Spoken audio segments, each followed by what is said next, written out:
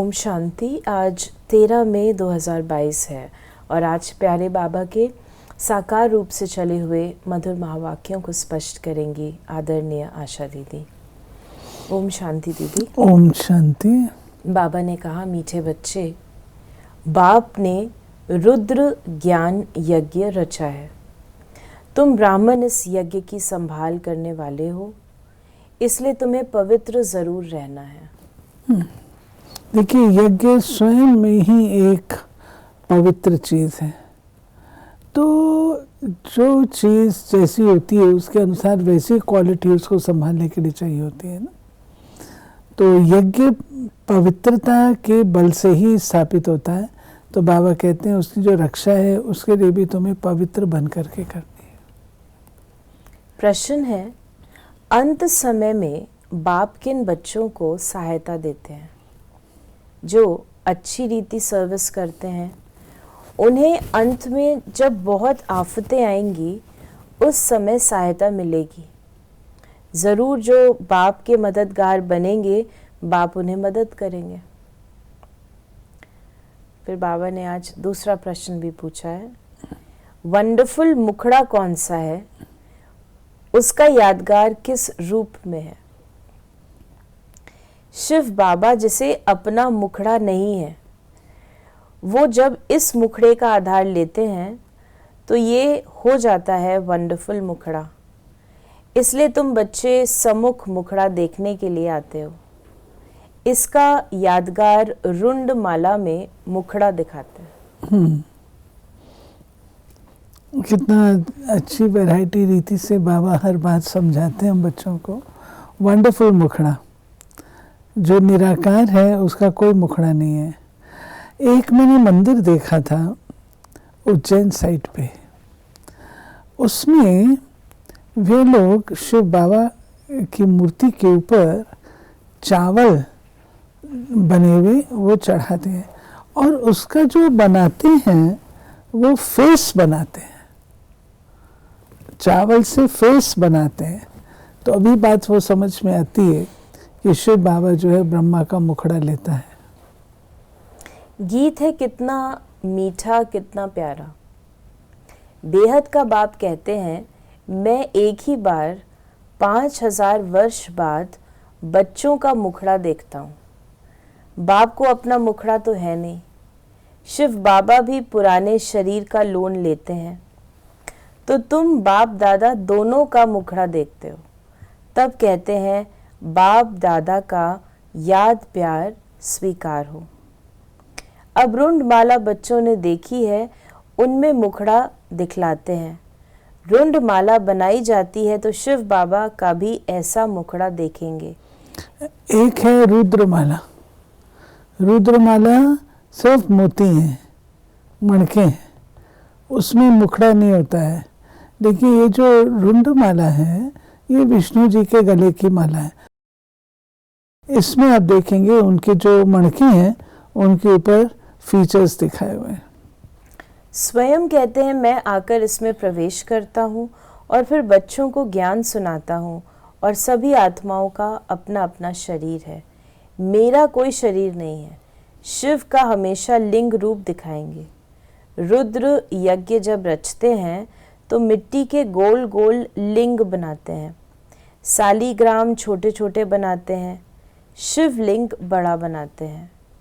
वास्तव में छोटे बड़े हैं नहीं, सिर्फ दिखाने के लिए कि वो बाप है और वो बच्चे हैं। पूजा भी दोनों की अलग अलग करते हैं।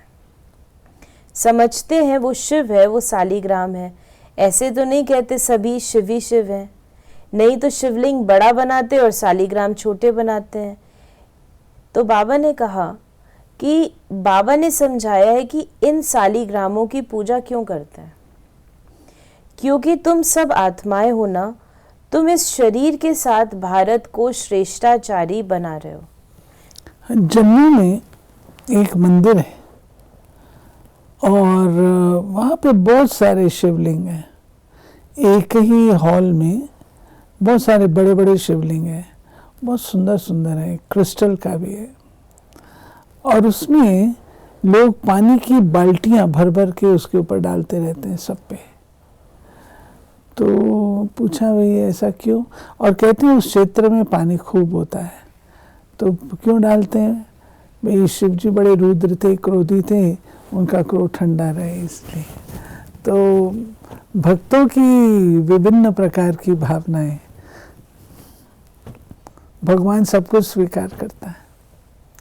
तो बाबा ने कहा कि इतनी छोटी सी आत्मा कहती है मैं शरीर में प्रवेश कर पाठ बजाता हूँ।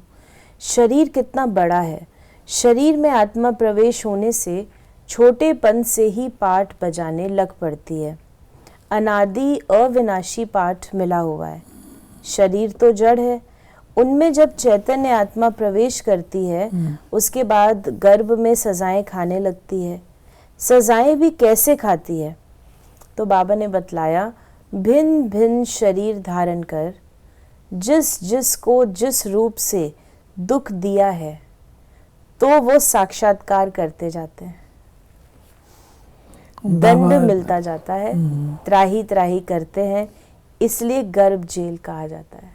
तो बाबा ने गर्भ जेल में क्या होता है वो भी बता दिया। भिन्न भिन्न रूप से जो दुख दिया हुआ है वो तो शरीर धारण करते हैं। तो बाबा ने कहा सजाएं भिन्न भिन्न शरीर धारण कर जिस जिस को जिस रूप में दुख दिया है तो वो साक्षात्कार करते जाते हैं और दंड मिलता जाता है। तो बाबा ने कहा तो ड्रामा कैसा अच्छा बना हुआ है, कितना पाठ बजाते हैं। आत्मा अंजाम करती है मैं कभी पाप नहीं करूंगी। इतनी छोटी आत्मा को कितना अविनाशी पाठ मिला हुआ है। फिर बाबा ने हम बच्चों को बतलाया कि बाबा ने कहा कि तुम तो जानते हो हम आत्मा एक शरीर छोड़ दूसरा लेती हैं, कितना पाठ बजाते हैं। हमको बाबा आकर समझाते हैं कितनी ऊंच नॉलेज है, दुनिया में कोई को ये नॉलेज नहीं है। ये भी तो मनुष्य था ना, इनमें अब बाप ने प्रवेश किया है। ऐसे नहीं कि गुरु गोसाई का चेला होगा, इससे रिद्धि सिद्धि सीखे हैं। कोई समझते हैं गुरु का वरदान अथवा गुरु की शक्ति मिली होगी। ये तो बातें ही न्यारी हैं, सम्मुख सुनने से तुमको बहुत मजा आता है। फिर बाबा ने कहा दिन प्रतिदिन तुम बच्चों को कितनी गंभीर नॉलेज मिलती रहती है। गंभीर माना गहरी। फिर बाबा ने कहा कि अभी तुम कर्मों की थ्योरी को समझते हो। तुमको बाबा ऐसे कर्म सिखलाते हैं जिससे तुम ऐसे बन सकते हो। जब तुम ब्रह्मामुख वंशावली बने हो तब शिव बाबा ब्रह्मामुख से तुमको ये नॉलेज सुनाते हैं। कितना रात दिन का फर्क है, कितना घोर अंधियारा हो गया है। कोई भी बाप को जानते नहीं जिससे रोशनी मिले। कहते हैं हम एक्टर्स पार्ट बजाने आए हैं इस कर्म क्षेत्र पर, परंतु हम कौन हैं, हमारा बाबा कौन है, कुछ भी पता नहीं। सृष्टि चक्र कैसे फिरता है कुछ भी नहीं जानते। बाबा ने बताया ऊपर में कि आत्मा बिंदी है, बहुत छोटी सी बिंदी है, उसमें 84 जन्मों का पार्ट भरा हुआ है और वो कैसे पार्ट प्ले करती है। बाबा कहते हैं ये राज, ये गहरी बातें मैं तुम बच्चों को समझाता हूँ। तो आत्मा का जो ड्रामा में पार्ट है, भिन्न भिन्न रूप का, भिन्न भिन्न जन्म में भिन्न भिन्न पार्ट है, तो वो आत्मा प्ले करती है। ये बातें बाबा कहते हैं मेरे बच्चे तुम ही समझ सकते हो। फिर बाबा ने कहा गाया भी हुआ है अहिल्याएं कुब्जाएं गणिकाएं जो हैं उनको आकर पढ़ाते हैं। प्रदर्शनी में बहुत बड़े बड़े आदमी भी आते हैं परंतु उनकी तकदीर में नहीं है। बाप है ही गरीब नवाज, 100 में से मुश्किल कोई एक साहूकार निकलेगा। फिर बाबा ने कहा बच्चे तो फुल मालिक होते हैं, तो ऐसी कन्याओं को पहले पहले बाप अपना बनाते हैं। एक तो पढ़ाई की ब्रह्मचारी लाइफ है, गरीब हैं, पवित्र हैं, इनकी ही पूजा होती है।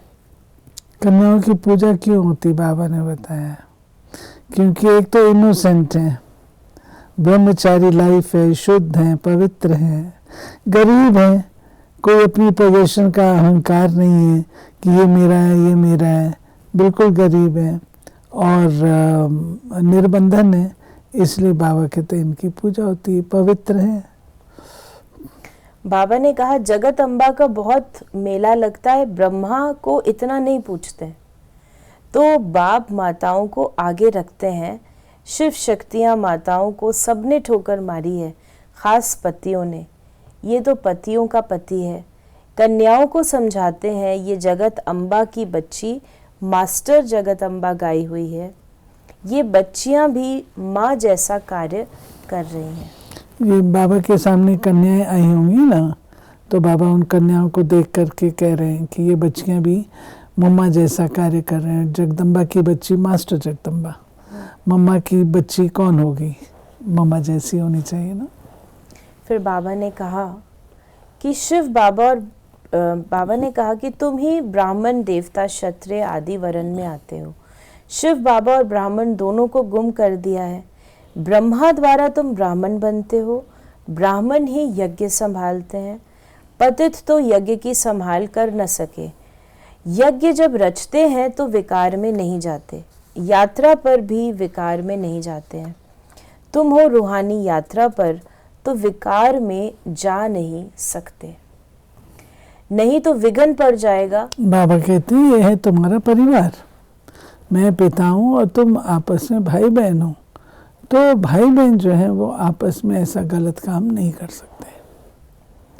बाबा ने कहा कि बाप कहते हैं जहाँ चलना है उस अपनी कृष्णपुरी को याद करो। पहले पहले ज़रूर बाबा तुमको घर ले जाएगा, फिर वहाँ से भेज देंगे स्वर्ग में। अभी तुम कृष्णपुरी में जा रहे हो वाया शांति धाम, जैसे वाया दिल्ली जाना होता है ना। तुम समझते हो वापस जाते हैं, फिर आएंगे कृष्णपुरी में। फिर बाबा ने कहा कि भगवान खुद पढ़ाते हैं, एक दिन भी मिस नहीं करना चाहिए। मोस्ट वैल्यूबल पढ़ाई है ये, बाबा कभी भी मिस नहीं करेगा। यहाँ तुम बच्चे सम्मुख खजाने से झोली भरते हो, जितना पढ़ेंगे उतना नशा चढ़ेगा। बंधन नहीं है तो फिर ठहर सकते हैं, परंतु माया ऐसी है जो बंधन में बांध देती है। बहुत हैं जिनको छुट्टी भी मिलती है।